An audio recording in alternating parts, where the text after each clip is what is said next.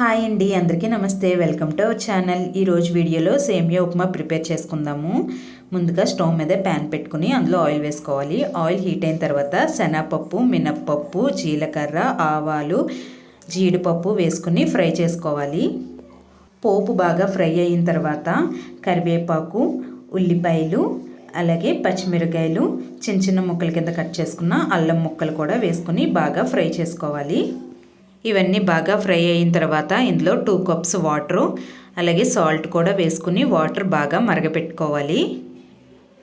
ఇప్పుడు చూడండి, వాటర్ మరుగుతుంది కదా. ఇలా వాటర్ మరుగుతున్నప్పుడు సేమియా వేసుకోవాలి. సేమియా 1 కప్ తీసుకున్నాను. 2 కప్స్ వాటర్కి 1 కప్ సేమియా తీసుకోండి. వాటర్ మెజర్మెంట్ కరెక్ట్గా తీసుకుంటే సేమియా పొడి పొడిగా బాగా వస్తుంది. ఇందులో వాటర్ అంతా ఎగిరిపోయే వరకు మధ్య మధ్యలో కలుపుకుంటూ ఉండాలి. లాస్ట్లో నిమ్మకాయ రసం, కొత్తిమీర వేసుకుని కలుపుకుంటే చాలా టేస్టీగా ఉంటుంది. Thank you.